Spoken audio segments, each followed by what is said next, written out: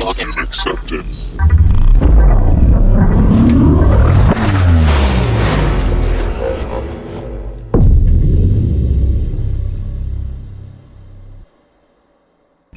Welcome everybody to the intro to Splunk Lab.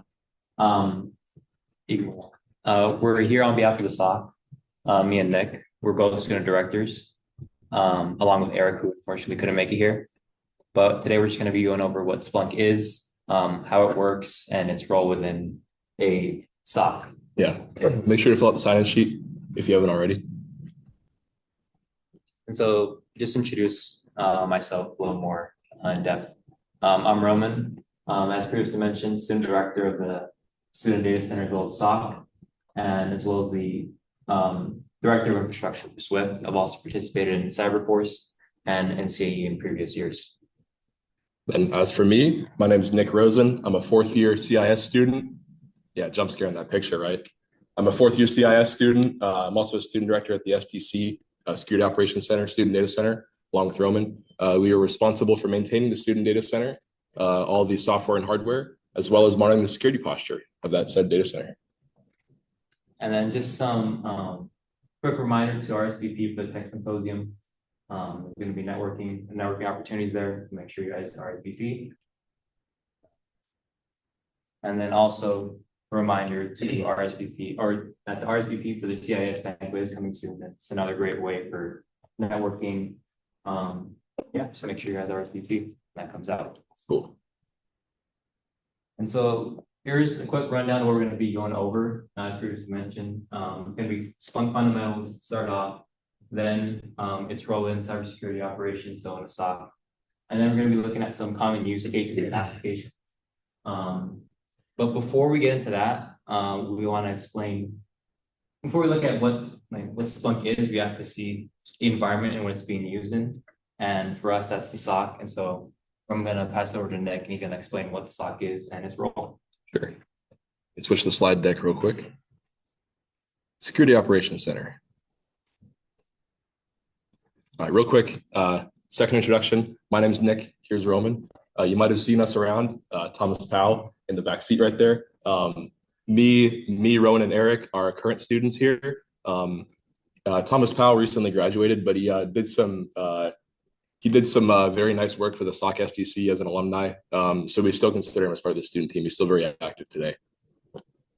So I know this is a presentation about the SOC and Splunk and SIEM, but really to explain the SOC, you first have to explain what the Student Data Center is, because they're really they work really closely together. A lot of the responsibilities for us student directors, there's really a lot of overlap between SOC and STC work.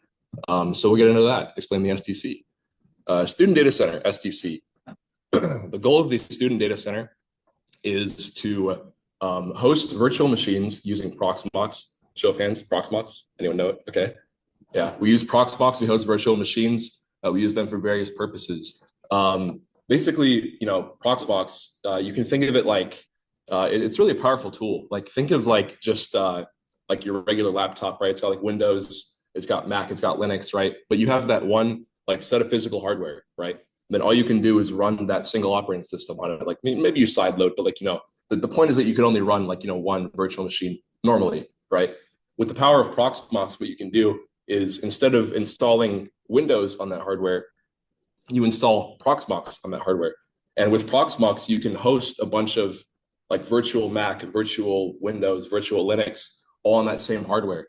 And in Proxmox, you can actually bundle what you would consider separate pieces of hardware together into what's called a cluster. You can cluster hardware together, and I guess achieve some kind of load balancing, and just compile resources together. We use the SDC mainly for training grounds for cyber competitions. CPTC and CCDC notably use labs that are hosted on our software, as well as other labs, interactive labs for Cal Poly courses. Like if you've taken CIS 4710 and 4670, network security, information security, those class labs are actually hosted on the STC. We also host club workshops, a lot of labs, a lot of workshops, right? And it's also just a flexible development environment for students. Like, I mean, at the end of the day, it is just hardware we can spin up for anybody, right? If you come to us with a cool project and you You know, you are who you say you are. You know, we do some like security vetting. You can come to us with a cool project and say, hey, I don't have 16 CPU cores to use. You mind if you spin up a VM for me and then I'll get my project done? And we say, yeah, sure. So yeah, these are the purposes of the SDC. And then it's supposed to say volunteer experience. I don't know why it's cut off like that, but student volunteer experience. So me, Rowan, and Eric, and you know Tommy, we're actually in paid positions to be at the SOC SDC to maintain the infrastructure and the security posture. What that means is we hold hours, like we work basically. We work hours in the week to be at the SDC and the SOC to maintain these systems. For you guys as volunteers, you can actually walk in while we're doing work. You can work alongside us as student directors. You can gain some hands-on experience working with what I would call commercial grade software and hardware. Just to give an idea of the level of hardware we work with, I think we have like two terabytes of RAM. We have like 368 CPU cores, something like 80 or 90 terabytes of storage, I want to say. You know, something like that. So it's a lot of hardware, right? It's pretty expensive. At the SDC, SOC, you get that experience to work with that kind of hardware. As you can see in that picture, we took a server off the rack, and then, you know, it's not dismantled in the picture, right? But we're looking at the manual, we're dismantling it, we're seeing like, you know, like what's in there. I think that day we were like taking inventory, seeing what kind of hardware we had at the SDC. In addition to that, if you don't want to get your hands dirty at the SDC, you can also participate in labs, interactive labs, through friendly user interface Camino. Anyone workshops Camino? Yay, Camino, right? Yeah. If you've participated in a workshop, odds are you've probably used Camino. If you don't want to get your hands dirty, like I said, you can go through Camino and you can interact with the SDC there because we host their labs. Now, finally, role of the SOC. So I said something like, you know, 2 terabytes of RAM, like, you know, 368 CPU cores, right? We also host, like, you know, in all those virtual machines, I think we have like close to 1,000. I think it's like 850 virtual machines that we maintain and take care of. So on the slide, the SDC is an environment of many complex systems. These systems, they got to stay secure, right? This is where the SOC steps in. Security Operations Center. Security Operations Center, SOC. So basically, our main goal as a SOC is to use a software called Splunk. Splunk collects system logs from all machines at the SDC, software, hardware, and networking, and we analyze them for suspicious activity. So yeah, monitor SDC environment, you know, hardware, VMs, the network firewall. That's the most interesting one because we see when people log in. Like we can see failed attempts and stuff like that. You'll see more on that later. The SOC also uses software Rapid7 and CrowdStrike to identify and respond to vulnerabilities as new threats emerge. What that means is Splunk as a software is inherently like the goal with Splunk is to analyze only system logs, right? I mean, it's very capable software, but you know, at the end of the day, it really is just a log aggregation software. All you can do is really just like, you know, look at the logs, you know, just parse through the database and pull information you want. Rapid7 and CrowdStrike are more like active, I would say. They scan like the software that you've got on your machines. They scan what versions the software are, and with that, it'll find a CVSS score. Like it'll scan, like let's say like a vulnerability was found and published to a public database, and Rapid7 and CrowdStrike will leverage that database, like reference what version you have. If your version's behind from that, you've got that vulnerability, and they'll flag it and say, hey, you've got this vulnerability, you need to patch it. They give you a score. It's called a CVSS. But yeah, a lot more active than Splunk. And then just like at the SDC, there's a volunteer experience for the SOC too. The SOC door is open to volunteers during the posted hours. We have them in our Discord and on our website. Just like at the SDC, volunteers can sit in with student employees as they perform real-world SOC monitoring analysis tasks. Basically, it just means like, you know, like if you've been to the SOC before, we have like 3 big monitors. We got like Splunk up, we got like, you know, like shells, and we're doing whatever, right? We're like, you know, just real-world SOC monitoring tasks. Like if we see like an unusual like set of login attempts, like we got that up on the big screen, we're analyzing it. And then you as a volunteer, you get to come in and be like, well, what's that on the screen? What are you guys doing there? And then we explain it. It's just like it's a unique opportunity, right? Next bullet point. I was getting to there. It's a low stakes environment with enterprise grade security tools. So just like at the SDC, where we have like a lot of hardware, a lot of commercial grade hardware. The SOC is also sponsored by Splunk, Cisco Splunk. Splunk is a Cisco software. They sponsor us with their Splunk Enterprise license that allows us to ingest a lot more information, which is good for us because we have like infinity virtual machines. We have like 8, I think, clustered physical machines. But yeah, we call it I call it low stakes in the slides because like if you mess up, then like the most you lose is like a student can't do their homework for like an hour, right? But like let's say in the real world you make that same oopsie, that's like an hour of lost revenue, right? At the SDC, at the SOC, you can make those you can make those mistakes in a low stakes in a low stakes environment. And that's not lost revenue. You've made that mistake before in a low stakes environment. You're probably not going to make that same mistake again, right? In addition to that, we have SOC write-ups and interactive labs on our website. Just like how other clubs, they have their labs. The SOC also has their labs, and you're actually going to be doing that as part of our workshop today. We have an intro to Splunk lab where you'll be setting up your own indexer and forwarder. You'll learn more what that means later, as well as a capture the flag type lab where you will search through logs to pull out flags. You'll write queries in the database to pull out flags. Very cool. And then just final slide on student engagement. On the left, these are pictures of our workshop days. On the left, that's the SOC room. You see we got stuff up on the big monitors. This is a pretty populated day for us. I think that day we were doing our packet tracer diagramming for the volunteer cluster. Oh yeah, that's one more thing. Like in addition to just sitting in while we do work, we actually have stuff planned for you guys. Just like last semester, we had some spare hardware lying around, and we thought, what if we call it the volunteer cluster? What if we spun up a volunteer cluster to mimic the exact structure of our real cluster? So we set up NFS share. We set up like all the cluster machines. It just worked functionally like the exact same as the production cluster. And the cool thing about that is like, as much as we like to give the volunteers like a immersive experience, right? We can't exactly just give anyone who walks in like full admin privilege, right? That's, right? It's self-explanatory. Why not?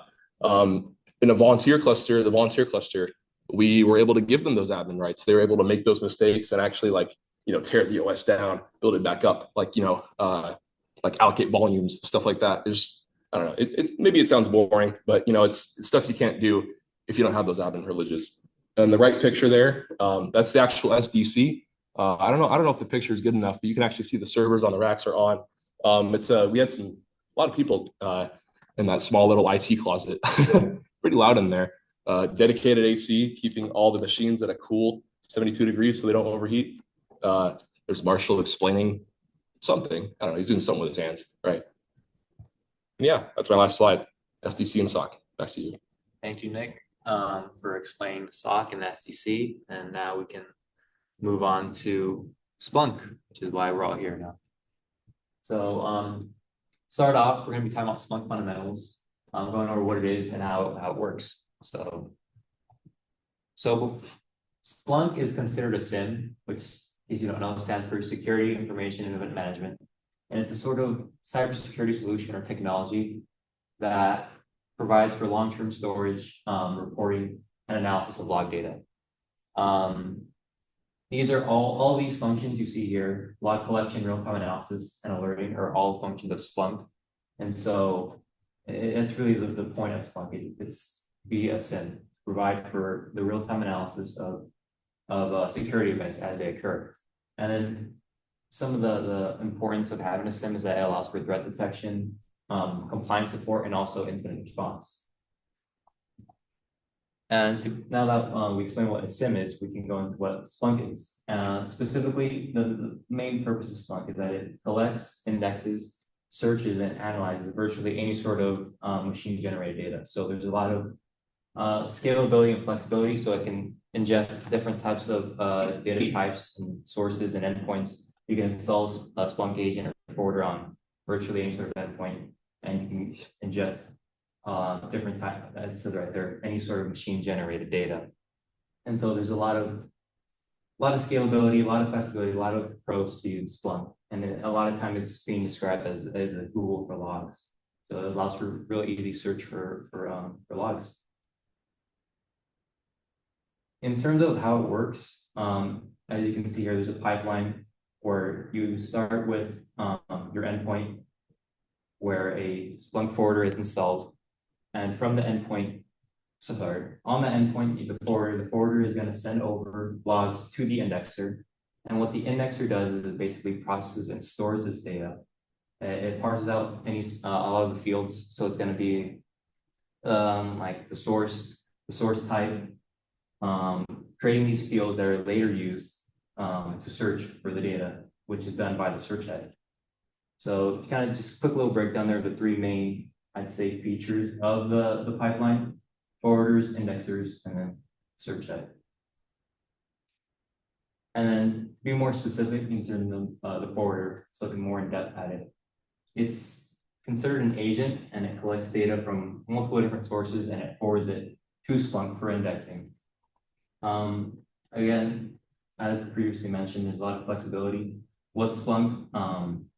Supports multiple platforms, whether that's Windows, Linux, of course, and other Unix systems. And again, different types of data formats, data types the forwarder can send over to the indexer, where that syslog data as CSV, JSON, XML, or even custom log formats. And then, of course, a lot of times, while it is logs that are being forwarded onto the indexer, you also have network traffic, cloud data, and different types of endpoint data as well. And then in terms of scaling, you can set it up a couple different ways. You can have multiple universal forwarders on different machines being sent to a single indexer, or you can have a clustered set of indexers, which allows for more load balancing. And then a quick mention here is that there's not just universal forwarder, you also have a heavy forwarder. And the main difference there is that universal forwarder is mainly used for vast amounts of data coming in, and it's more of a lightweight agent, and it's usually the preferred method. But in cases where you need something that's more powerful, you have to use a heavy indexer, a heavy forwarder as your choice. And what the heavy forwarder does, the main feature there is that what it'll do is that it'll parse out the data, then send it to the indexer, compared to a universal forwarder, which doesn't do any sort of parsing and instead just sends it to the indexer, and then the indexer will do the parsing out of the field for you. So just different types of forwarders that you can choose at your disposal. Speaking of the indexer, here it is. The main point of the indexer is that it receives all the raw data from the forwarder, or that it's from the endpoint sent by the forwarder. And what the indexer does is that it breaks it into, it takes the raw data and it extracts fields. So it's going to be like the timestamp, the host, the source type, and what it does is it takes all that, does the parsing out, and then it's going to store this data in index files, which is organized into different sort of buckets. Hot, warm, and cold based on age. And then the breakdown there is that hot buckets are where it's being actively written to, basically. Data that's actively being written to is going to be stored in there. Warm data is more in recent, that was recently ingested and being searched for, while cold bucket is where data that hasn't been searched for in quite a long time, and it's mainly there for storage purposes. And then overall, it just executes search queries against the data it holds in coordination with the search heads. And then speaking of the search head, what the search head does is it acts as the brain of the search operation. It provides the interface for searching, reporting, and dashboarding. What it does is it translates SPL, which is search processing language, and it translates those queries into tasks for the indexers. Yeah, it just basically provides the interface for searching for your logs. Yeah. And then SPL, as previously mentioned, stands for Search Processing Language. Basically the querying language that Splunk uses. It enables powerful and flexible querying, searching, filtering, and transforming of data. The syntax, most of the time, what you start off with the SPL query is index, which is of course the index where your data is stored in. And then from there, you move on to two other commands. So in this case, on the left side, you see index asterisk, so searching for all the indexes, searching, within all the indexes. And then host equals, which is the field, which is the host and the field there. And then my username. So the way SPL mainly works is you're searching based on fields. And then other advanced functions include sub searches, lookups, custom macros, and other sort of more complex queries for real time, and also looking back at historical data. And so, wait, sorry. Something else I want to add. Splunk is uniquely cool because you'll see what the UI looks like later, but basically everything in Splunk like that you see, like that you're gonna see, like our dashboards, like our stats running, they're all Splunk searches. Like they're not like scripts that are set to run. They're literally like you see like index equals asterisk, host equals SDCFW, CSU Pomona for Roman's username, like a search like that. Every single dashboard, every single statistic is a Splunk search that you can write and that you can set to run like whenever the dashboard is loaded. So you'll see that more later on. It's very cool. You want to click around? Yeah. So we could do just a quick like. Sure. Okay. We can do a quick demo of this SPL real quick using our so index asterisk. Oh yeah. Is that good? Yeah, I think so. Okay, so you have index asterisk that searches for all the indexes, and then so let's say we want to search for authentication of me as a user using my username. So what you do is you look through all the indexes, you go the host, which is our firewall, which is there, and then you're searching for my username, which is this, and then you'll see there is when I connected, that first log right there.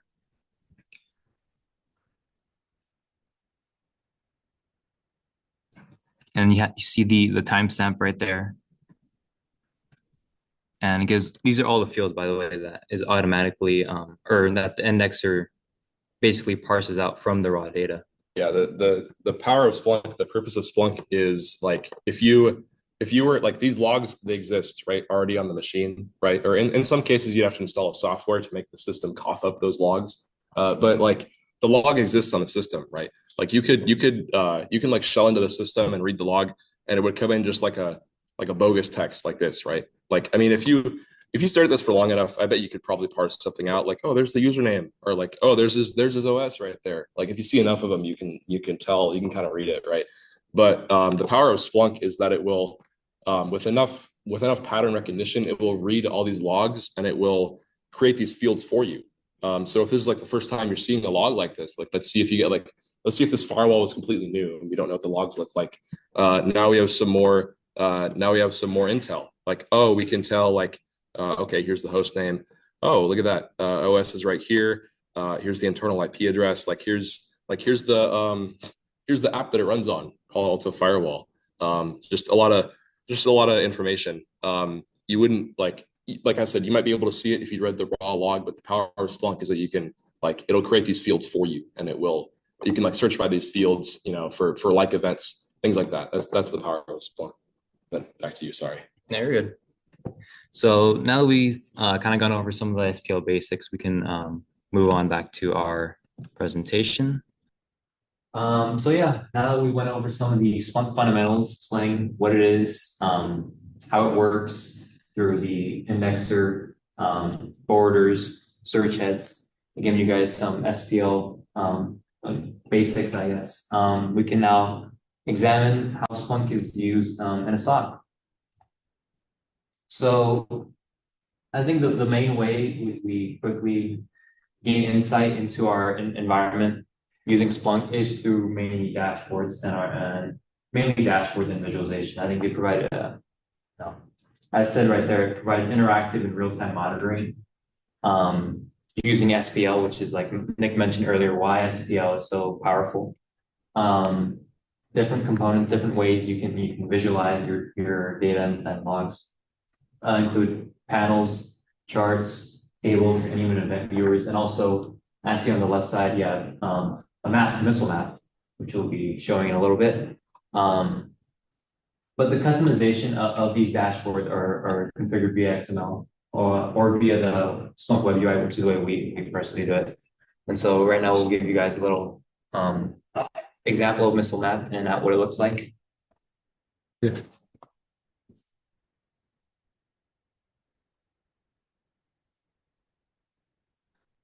How do you close this bar?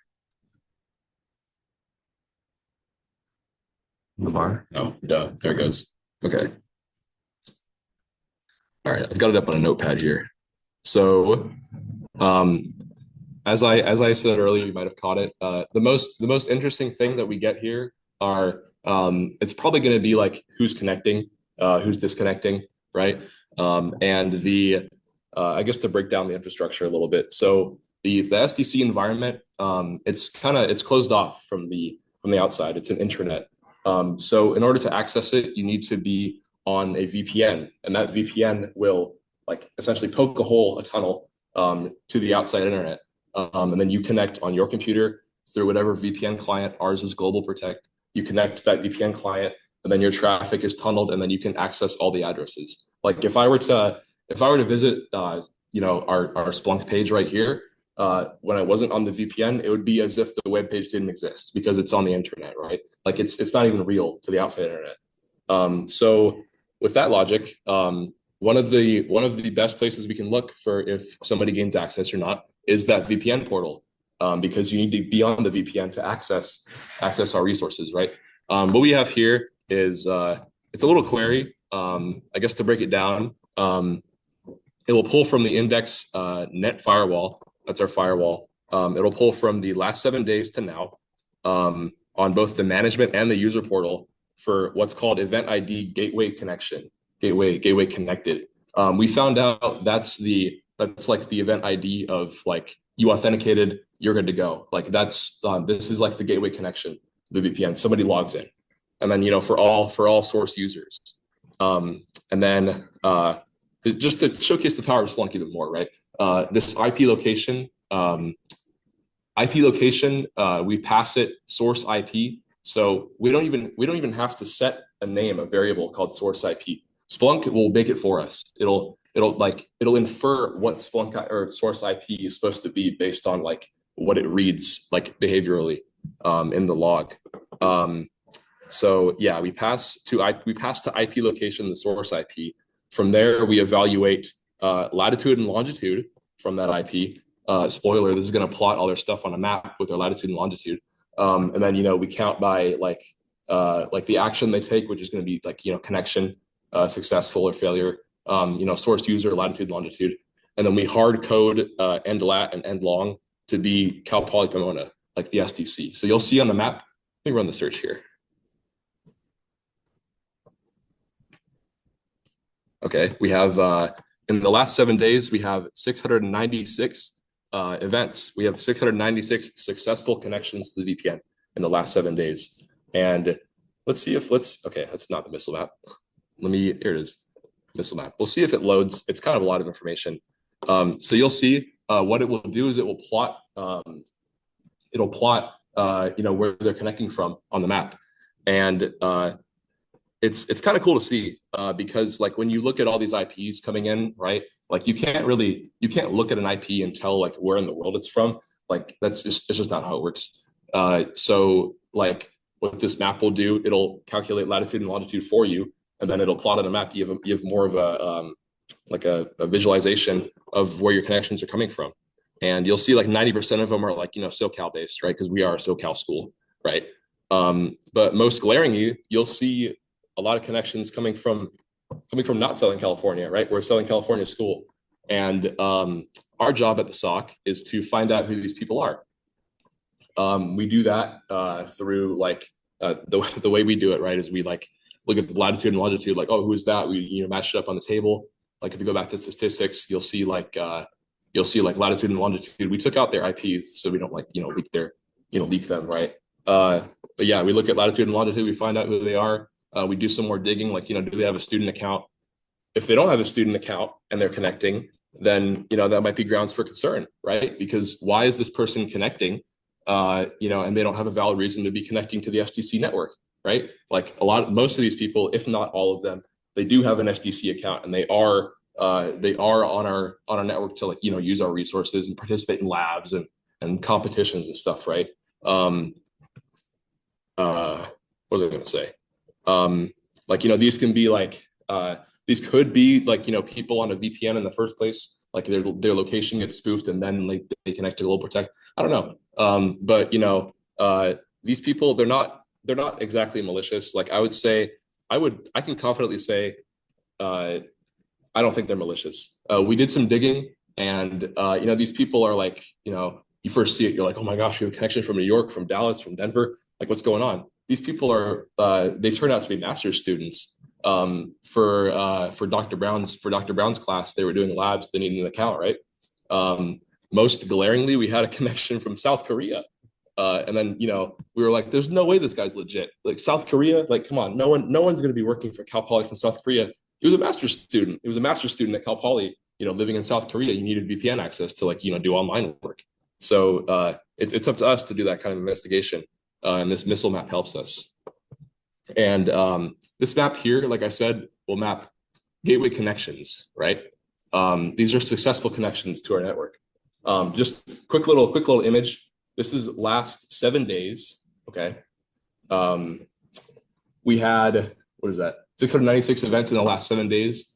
Now, I'm gonna get rid of all this syntax here. I'm just gonna search like any event, like no portal, no nothing, just any event that hits the firewall, right? And those are gonna be like, login attempts and stuff like that. So burn this in your memory, 7 days, 700 events, right? I'm gonna go by last 15 minutes. And we have 95. We've, in the past 15 minutes, we've had 95 hits. In 15 minutes, we've reached 1/7 of what took 7 days to reach. This is like, if it zooms out a little bit, it kind of lags when there's a lot of points to be plotted, but you can see one of them is coming from overseas, right? What these are is they're not connections, thank God, right? Like I can confidently say these are not connections. What these are most likely is somebody with like a bot or like a script, right? And then they are just scanning for open IPs, right? Like I can say like Global Protect, Palo Alto, our firewall appliance it's really common software. Like Palo Alto is a Fortune 500 company, so like a lot of companies use Global Protect, right? And then malicious actors, they know this, so what they do is they set up bots, just to accept or to scan these IPs, and they know Global Protect will just accept a username and password, and then for their authentication beyond that if you set it up. But like username and password is it's like the first line of defense, right? So what they do is they have these bots and they're scanning, and then they hit us and they say, oh my gosh, it's a Global Protect IP. Let's set in a username and password. And then they send in usernames and passwords, right? Let's go to statistics. And you see some of these are legit. I recognize these people, but like some of these, they aren't legit. Like so they find our IP, right? And they're running a name list, just a bot that goes off like just on a clock, right? Like what is this? ACS? I don't even know. Like Abe A, Bear. They're just going down a name list, right? like dispatch, what is this, operations, like they're all failures, right? Like it's really cool to see like just in the real world, like this is, I guess you'd call this like a brute force password spray. I don't know if you want to get like nerdy. It's like it would be a combination between a brute force and a password spray because they are just testing random names in conjunction with random passwords. So yeah, you can see them just using random names. And then this is an isolated incident from last October. This is like a cooler, just like a cooler looking example of when they use a name list like that. This is going to be from October 20th. What they did is they were using specifically a name list with words that contained admin, with usernames that contained admin. So when I run it, you'll see his name list. It's kind of cool to see, right? Like admin Cisco, admin GP, admin Global Protect, admin test, admin user, just down the list, like admin everything, right? Like it's kind of cool to see. And then you go to visualization, and then oh my god, it lags because there's 1,000 results. Oopsie. Let me edit the search one more time. Like what you'll see commonly is oh my god, my whole window is lagging because there's so many results. Let's go like hour if it loads. Last 60 minutes. Please. Okay, 500 events. Yeah. So I don't know, bad example today, but what we typically see is like, okay, this guy is clearly from New York, Washington, D.C., right? What we see most commonly is like people will spoof their IP addresses. So we'll see events coming from literally like all over the world, like in different countries. But most likely it's probably just some other dude, like, just changing his IP. Like we'll see him like, well, it's just another example of why you can't exactly just know where an IP's location is based on like what the IP looks like. Is we'll see IPs that for the 3 first octets, they're the exact same. Yeah, so we missed some parts. For parts. MissileMap. Yeah. You want to take it over? Yeah. You can summarize it if you want. Yeah, so that was a great example of how we utilize visualizations at the SOC. Just give us more visual insight. It's always visually more pleasing to learn. I find it more pleasing to learn visually into like logs, boring logs. Yeah, it's more intuitive too. Like, you can't sometimes it's better to just look at the text, right, and look at the tables. But in some cases it's more telling to see like, where they're connecting from, like, or are they using a VPN? Let's find out. Like, you see all the different coming from different areas. Like it's just cool to see, Yeah. And like Nick mentioned, the incident with the Korean master student. We'll talk more about that later when it comes to false positives. But yeah, you can move on. So now we can talk about alerts. Similarly to dashboards and visualizations, they're allowed to they're enabled by SPL basically. Like SPL is really what gets Splunk running. That's the main thing behind it, I think. So the way alerts work is that basically you have a query that's being run continuously, and then once it hits that, once you get a result from that query, you'll have once you have a result from that query, what Splunk will do is that it'll trigger some sort of notification. You can set it whether it's an email notification or a Discord alert, which is what we have at the SOC. That's basically how it would work, is that you have SPL, a certain SPL query that you write out, you put save as alert, and then you can set it whether it's an email or some sort of different types of ways you're getting alert of that result.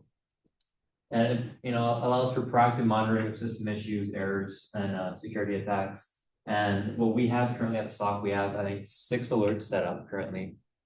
3, we have, a lot of them are alerts about Active Directory. So like if an account is enabled, we get an alert. If an account is created, we get an alert. If an account is disabled, we get an alert. And if the account is deleted, we get an alert. And we also have 2 other alerts in regards to unusual locations, and also an authentication from an unusual location. So outside the US, that'd be cause for concern. And also an alert that deals with simultaneous authentications, which from the same account.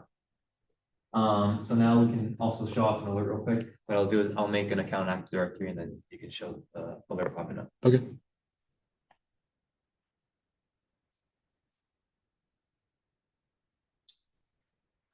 Yeah, sorry. This part's not very interactive. I don't think we can show you the Active Directory with all the usernames in it.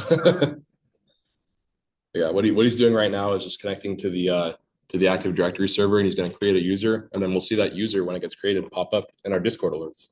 And then we use Discord alerts. It sounds illegitimate, but like I don't know. We're I feel like we're in the process of getting email. Yeah, we're in the process of getting email set up that's like more legitimate, what you'd see in a real company. But like for us at the SOC, if we're interacting with students, we're just more likely to like see it if it comes on Discord, right? Yeah. So that's just, proof of concept. We have alerts working. So we just, Discord alert action instead of email. Yeah.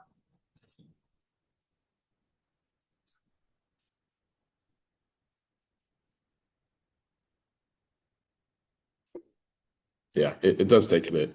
Get on the VPN, sign into Proxmox, get onto the AD machine, make a user, like 50 hoops to jump through, right?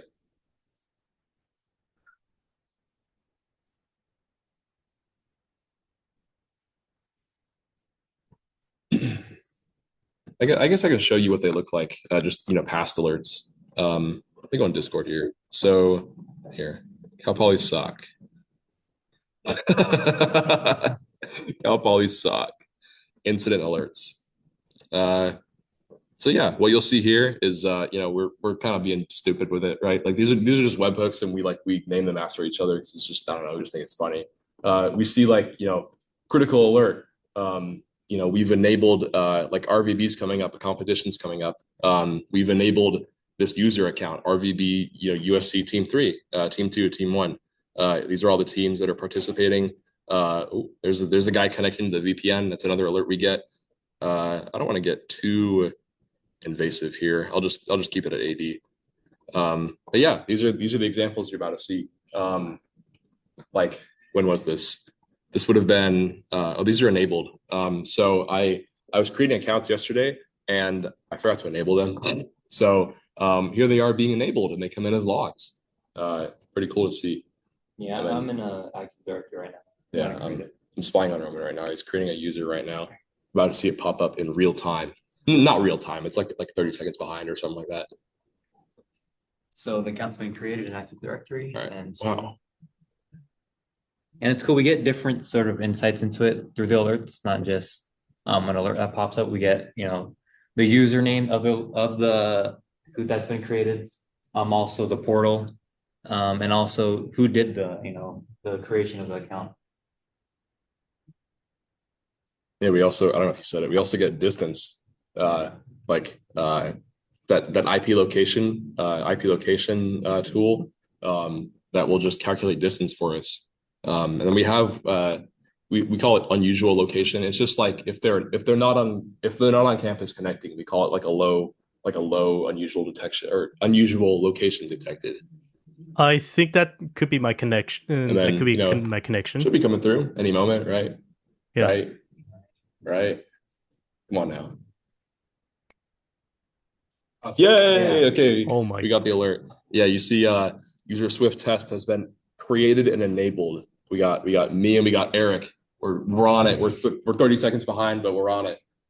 Here's the account created by the administrator account for the SDC domain at this time.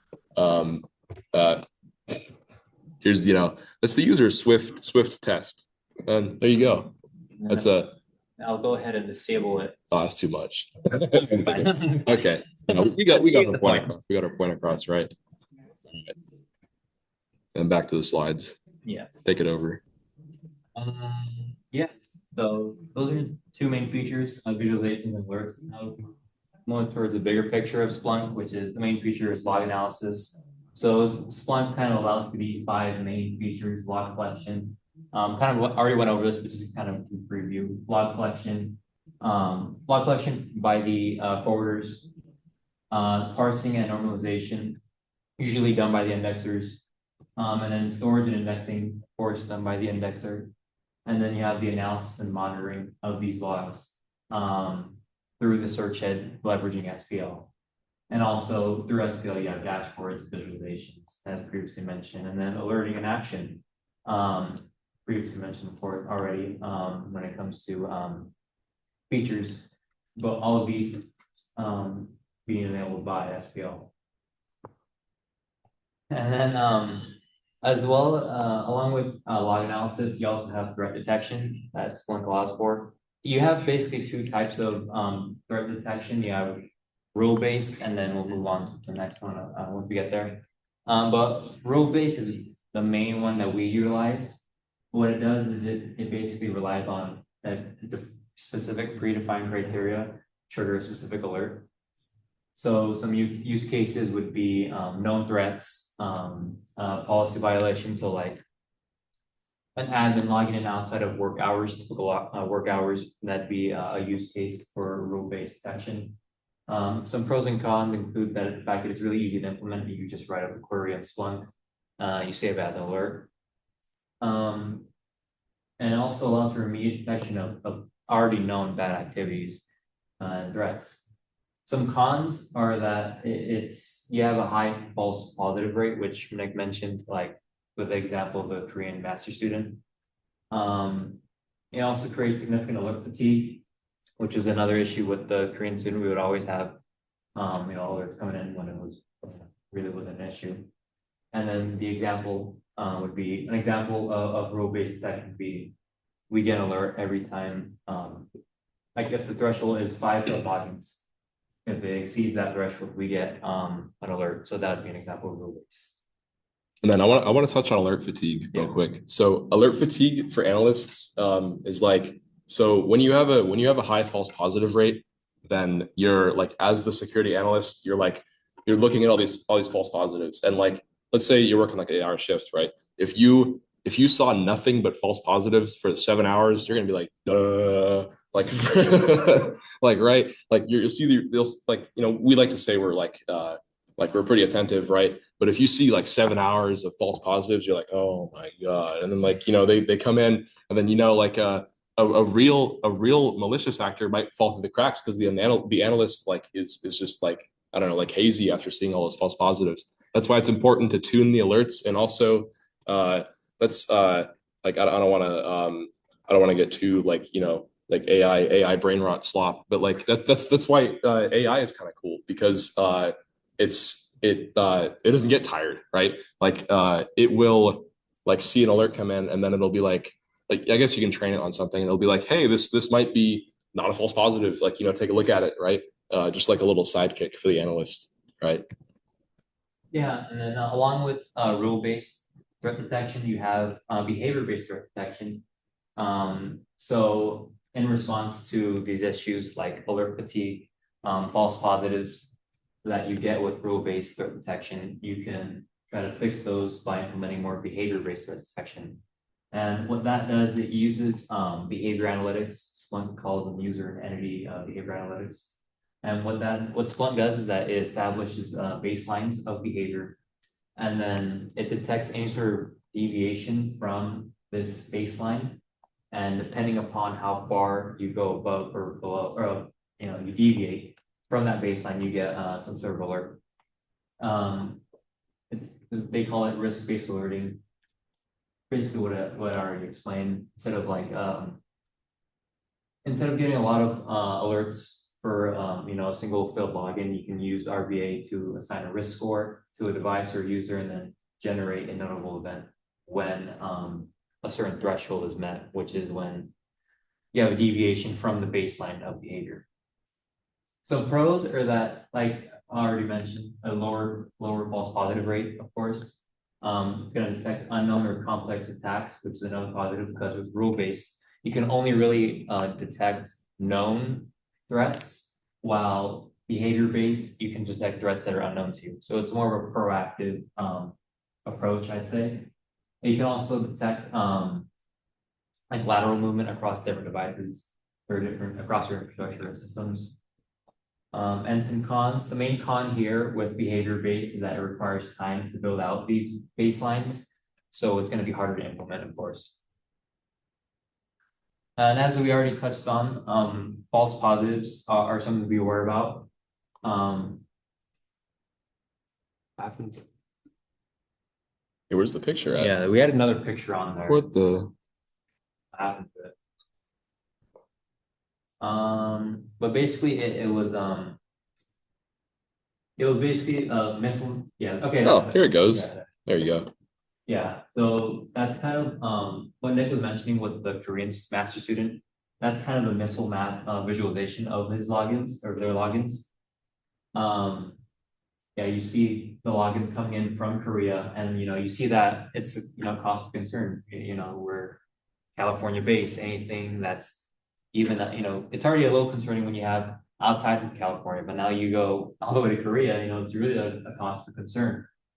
But we would always get these alerts, these critical alerts, like seen on the right side. Yeah, seeing the user there, username, and how the distance from the origin, that's the real cost of concern. It's a high critical alert.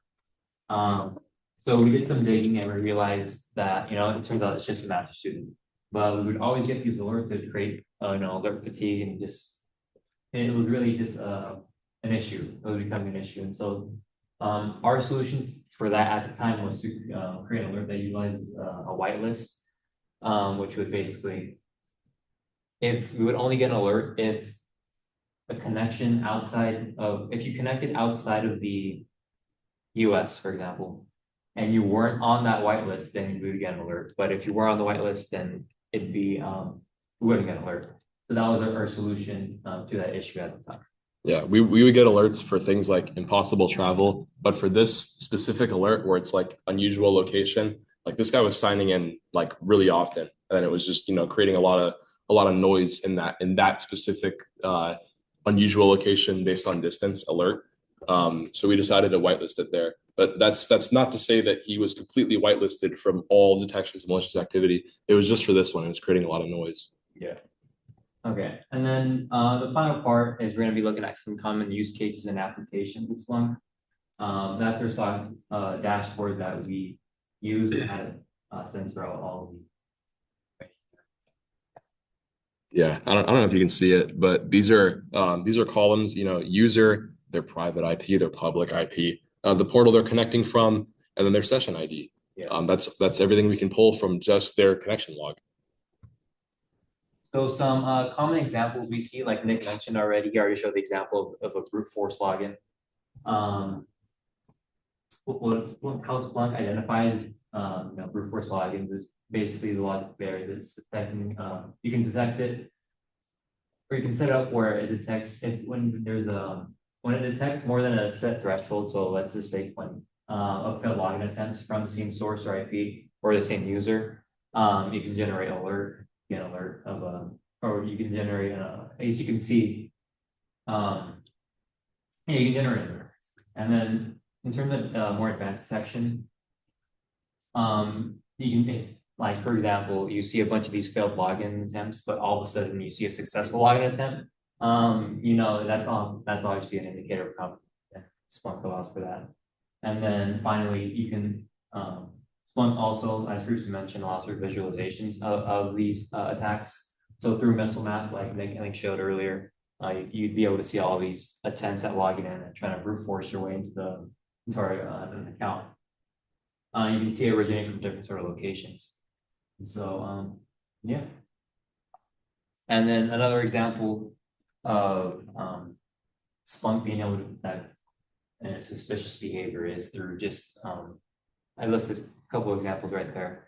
This is more than simply brute forcing it. It can detect anomalous access. So these are like logins from like rare or new devices, an unfamiliar geographic area, or even unusual time of day. It can detect privilege escalation. So you can have Splunk monitor for unauthorized users being added to high privilege groups, which is what we have with like Active Directory and alerts. You can have detection of lateral movement across different across your infrastructure. So if you detect login type 10, which is the indicator for RDP or network logins, you can see kind of like you can see whether an attacker is moving across these servers quietly. And then you have chain of events. Yeah, you can identify a kind of like a pattern of failed logins, followed by a successful login, and then see some sort of action that the threat actor has made once already being inside. So you're kind of able to see the breakdown of their moves that they made to get into our system, and then finally do do some sort of action. So whether that's profile change or some sort of financial transaction on our system, just as an example. And then finally, one of the more not really talked about kind of ways Splunk can be used is for compliance and auditing. It automates the collection and correlation of data. So instead of manually going into your systems and seeing whether whether it's in compliant with certain of your standards, you can have Splunk. You can use Splunk and leverage Splunk to collect all log data. It allows for real-time monitoring and reporting for standards like PCI, HIPAA, and GDPR, and it reduces a lot of the costs and resources and time that are used for audit prep through customized and on-demand reporting and continuous security visibility. And also, Splunk allows for the creation of customized reports. So that's another way that it enables auditing and compliance. Yeah, so I guess right when the vulnerability gets discovered, it just immediately writes like a line, like an audit report, like it just generates a document for you. So that's kind of cool. And that will do it for the presentation part. Now we'll be moving on to the workshop. So if you want, in order to access the lab instructions, you'll just have to go to our wiki, is listed right there, and there you'll have instructions to our Splunk intro lab and Splunk CTF lab. We recommend starting out with Splunk lab if you're new. And then to actually access the lab infrastructure, please head over to Mino, and you'll be able to spin up your environment right there. And I think that'll do it from us. Yeah, that's it for the presentation. Thank you.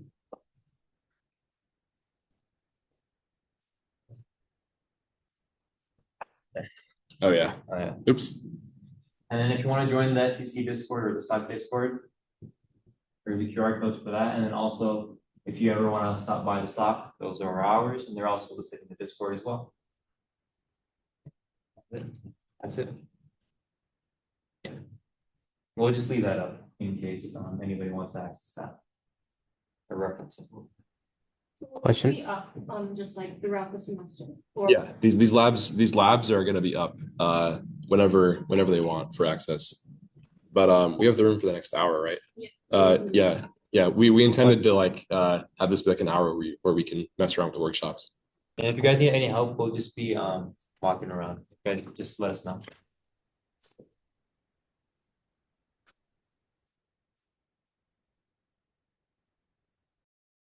For those on Zoom, somebody asked, how do I get on the VPN? So what you're gonna do is you're gonna go to calpolysoc.org/access, and you're gonna here are the installation instructions. So before this lab, you should have access to the VPN. Follow the instructions here, download it, and then you can connect with your Cal Poly single sign-on. Or if you're an external student, you should have user and password.